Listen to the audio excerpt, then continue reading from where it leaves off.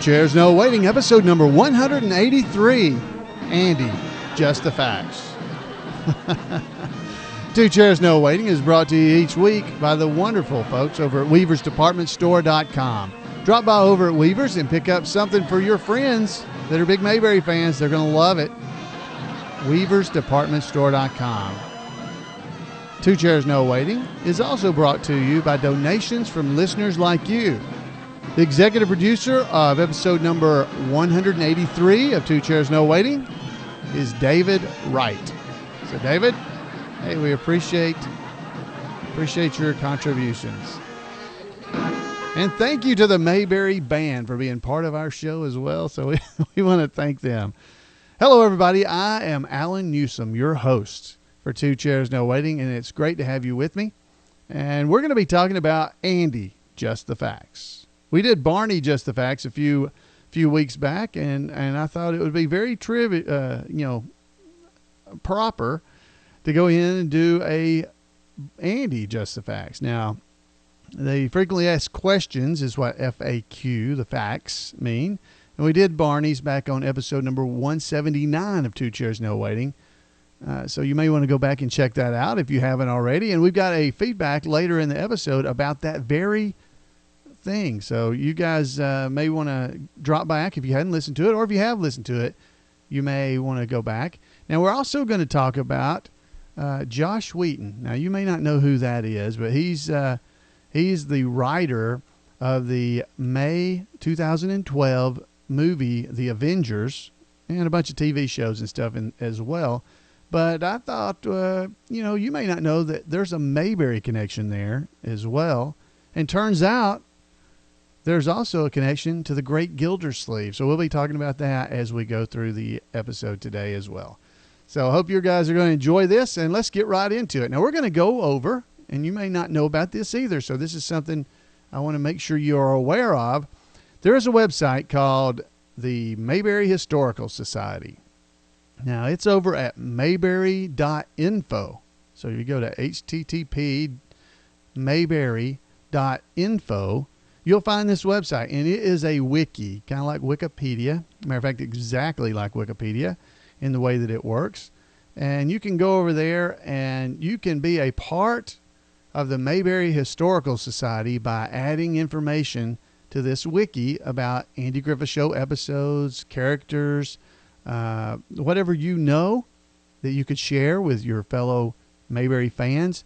This is the place to do it. Now, you have to sign in. You have to sign up so that you can post things and correct things or add things to the website. But it's definitely worth it if you'll just take a little time to do that. You have to be approved because we're trying to make sure people don't go in there and abuse the Mayberry Historical Society's archives and mess them up for everybody. So we're trying to make sure that happens. So we've added an approval process to make sure that we don't have spammers getting in there and putting in Viagra ads and all kinds of other things that we don't want in Mayberry. But I definitely encourage you to go over there. Now, over there, while you're there, you'll see there's a Mayberry Facts section. And what we're going to be talking about is some of the things on the Andy Griffith section of that FAQ, frequently asked questions. Now, here's one I think is interesting you may not have heard about. But the question is, I've always wondered what happened to Andy's hand where it was seriously bandaged for at least 2 episodes. On one show, he explained it away as having a tussle with a couple of prisoners. What happened to his hand? Well, Paul Mulick, trivia expert extraordinaire and listener to this podcast, we appreciate you, Paul. He wrote in and said this. So he said, this sort of thing is right up my alley, answering this question. The bandaged hand appeared in 2 consecutive episodes. Episode number 55, Aunt B, the Warden, and 56, the County Nurse.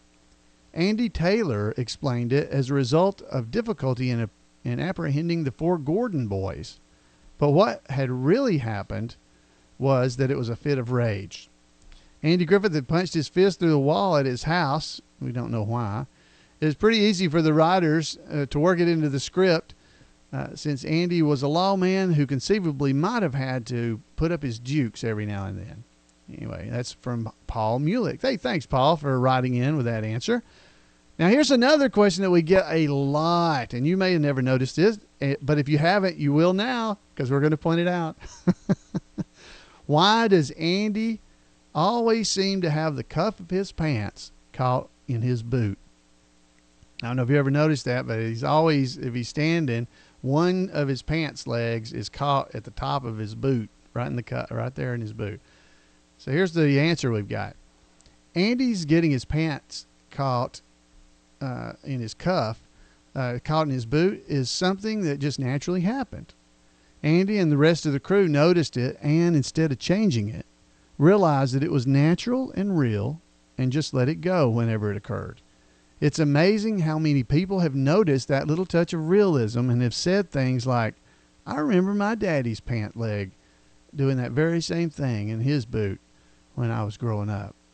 The Andy Griffith Show Rerun Watchers Club probably averages a half a dozen letters per year about Andy's pants and his cuff. So cool. That came directly from TAGS RWC headquarters in Nashville, the answer. And now here's a good question for you.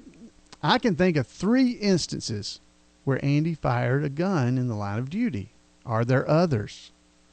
Well, the answer is no. Those are the only 3 instances where Andy fired his guns that we can think of. A, signaling at the beginning of paces in the feud. Remember that in the feud, one of the 2 families, the Hatfields and the McCoys were feuding there. Well, it wasn't the McCoys, the Wakefields and the the Wakefields. And you remember that? So he shot the gun there. That one. And then that was A. So 2, finding out that Barney's gun was really loaded after Gentleman Dan handed it to Andy. Remember that one? And C, shooting the tire in the counterfeiter's station wagon. Those are the 3 instances where Andy actually fired a gun in the line of duty. We're sure Miss Crump will be hearing about it if we've forgotten any other occasions where Andy fires a revolver. So if there is another occasion and you know it, hey, head over and let us know. But as far as we know, there's only 3 instances. How old were Andy and Barney supposed to be on the Andy Griffith Show? Well, this is a good one. So Paul Mulick again is with the answer on this. He said, in The Darling Baby, Barney says that he is 35. That episode aired midway through the 5th season, which means that Barney was 31 when the series premiered in October 1960. In real life, Don Knotts was about 36 at that time. Andy Taylor's age is never given, at least not that I can remember. But we learn in Andy and Opie's Pal that Andy and Barney were in the 4th grade together. Also, the episode's class reunion and Return of Barney Fife implied that the 2 graduated from Mayberry Union High at the same time. Therefore, they must be the same age, or perhaps a year apart or so. In real life, Andy Griffith is 2 years younger than Don Knotts. So there's the answer from Paul Mulick. Did Andy ever use his friends' names on the show as kind of a hey message to them? Now, we've talked about this before in the past as to whether that had actually occurred. And yes, it had. For starters, in episode number 41, some of the fellows in the Esquire Club, okay, Roger Courtney, Cliff Britton, Tom Wilson, Jim Baker, John Danby, and George Bronson, those were named for teachers who taught at the same school Andy Griffith did during his brief stint as a public school teacher. In Opie Loves Helen, that episode, Andy Taylor mentions he once had a crush on a schoolgirl named Barbara Edwards. Well, that was the name of Andy's real life wife at that time. This same real life Barbara appeared on the Andy Griffith Show, of course, as an adult, not as a young lady, as a choir member named Sharon in the Songfesters. That's the one where Barney, Gomer, and Andy all ended up singing together at the end. That's that one, the Songfesters. Mr. Twitford, Helen's principal, was the name of someone Andy really knew. It's likely that Andy got the name of Mayberry's handyman Emmett Clark from Andy's real-life friend Emmett Forrest.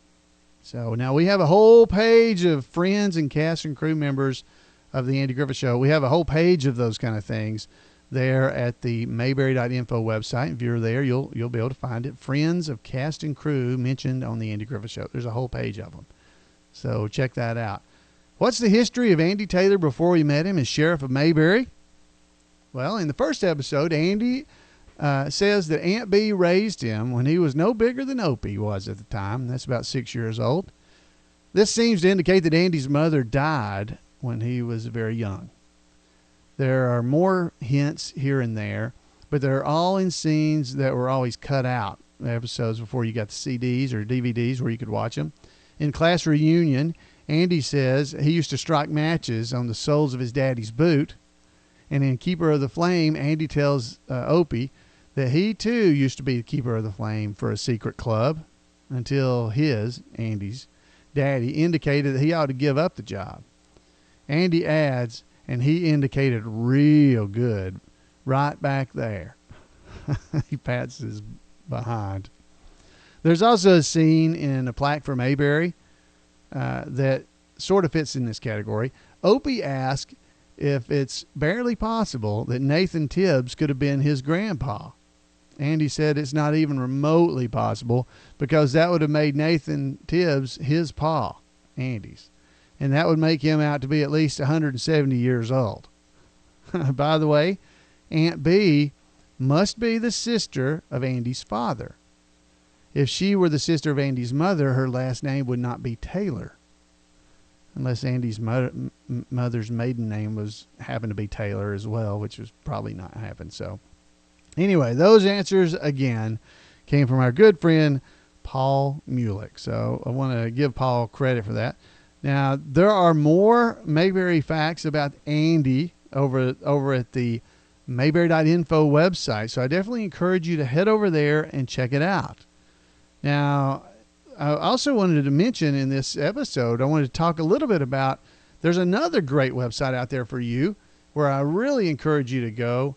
And it is the iMayberry.com, iMayberry community website. And I definitely encourage you to head over there and check that out. Now, the iMayberry community is offspring of not only this website, but other websites as well that are all Mayberry related. So we're trying to get everybody together and make a real Mayberry community there. We've got about 307 members, I believe, right now over at the iMayberry community. And I definitely want to encourage you to drop by over there because there's some great conversation going on right now. And one of them is started by Jeff Pruitt, and it's called Pure Old Trivia. Well, now part of this trivia is something that I thought was interesting. I wanted to bring this up to you because we've been looking into this different kind of trivia things over here at the iMayberry community. And it seems that they figured out that there's a connection between Joss Whedon, as I mentioned at the beginning of the show. He's the writer of the 2012 movie, The Avengers, superhero movie. So, Goober's wanting to go see The Avengers. He's got to, because he's got to have read their comic books. Anyway, there's a connection between that, the writer of that show, of that movie, and the Andy Griffith Show. Turns out that John Whedon was a writer for the Andy Griffith Show. This is Jeff Pruitt over at the iMayberry community found this, and I wanted to share it. So he was a writer for the Andy Griffith Show. Turns out that his son, whose name was Tom, so there's John Whedon, wrote for the Andy Griffith Show, and Tom Whedon wrote for shows like Captain Kangaroo, The Electric Company, and some other things. That his son, he wrote for those.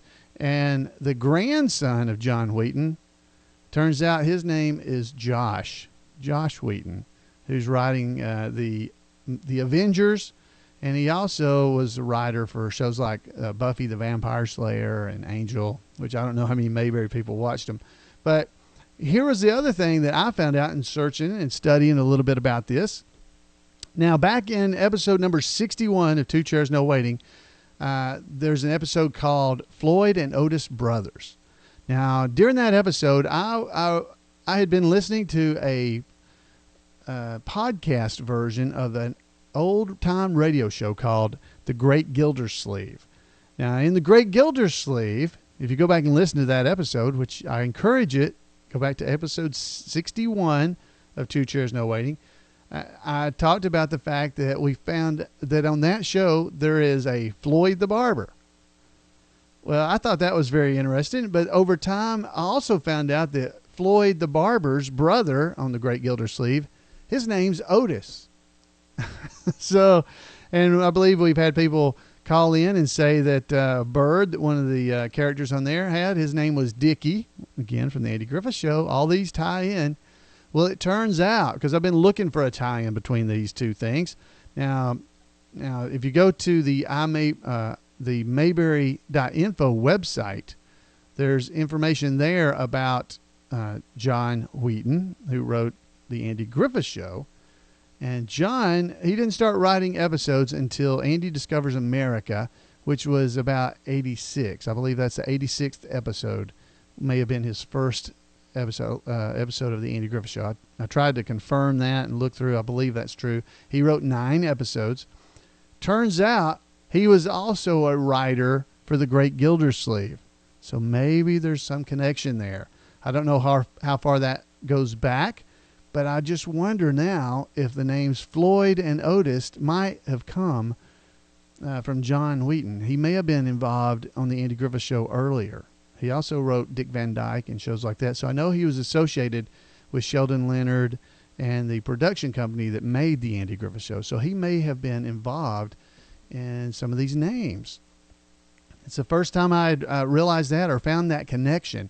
But Joss Whedon, the writer for the Andy Griffith Show, begat a son named Tom, who wrote for shows like The Electric Company and Captain Kangaroo, who then had a son that's name is Joss Whedon, who's writing a superhero movie that Goober would love. So I know that's a big stretch and everything, but I wanted to make sure you guys knew that.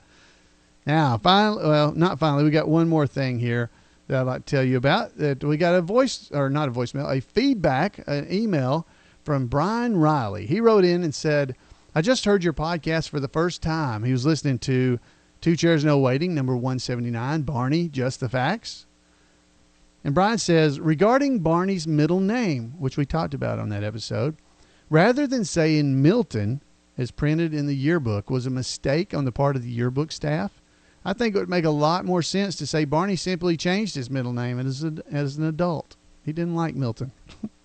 The reason I thought of this is that my own great aunt changed her name when she got her teaching certificate in the 1920s. Her first and middle names were Victoria Regina, both names related to Queen Victoria. And evidently, she probably thought her dad went a little overboard in his admiration for the Queen and given her 2 Queen Victoria-related names. She changed her middle name to Maud and always used the middle initial M in her adult life after that. Maud was a woman who was important to her and encouraged her in some way in her life or was of help to her when she was young. This might give us some insight into Barney's psychology. Even though he had a great admiration for his mother, perhaps he disagreed with his parents' choice of his middle name, Milton. Perhaps his dad or mom had an admiration for John Milton, a famous poet, and Barney didn't relate to that. Perhaps P stood for the name of someone who was more important in his life. Cheers. Brian in Fresno. Hey, Brian, I've never thought about that, and I want to thank you so much for taking time to write in and share that with us.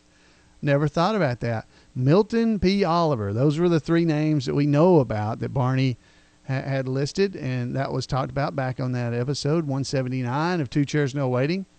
So if you guys have ideas about things like that, love to hear from you. It's great to hear these things and to see that people are out there thinking. That's fun. Now, well, folks, hey, speaking of that, I really want you to write in and call me. Call me first. It's 888-684-8415. You can give me a call. Voice some of those things to me. Love to hear them. You can email me at floyd@imayberry.com. And you can also, you can go in and just leave messages at the podcast website. Now, hey, we've got one more piece of things that I want you to hear about, and it's going to be following our theme music, because this is an announcement about a great event that's coming up here in Mayberry, coming up the end of this week. So if you listen to it this week, if you're listening to this podcast in the week that it was recorded, which is going to be April what is today? The 11th, something like that, 9th, 10th, somewhere in there. So if you're listening to it this week, it'll be coming up next week. We got about a week ahead of time. So if you're listening to it then, you want to stick around after the theme music and listen. Hey, want to hear from you too, so give me a call at 888-684-8415. And folks, listen to this announcement that's about to occur, and we'll see you guys next week on Two Chairs No Waiting. Bye, guys.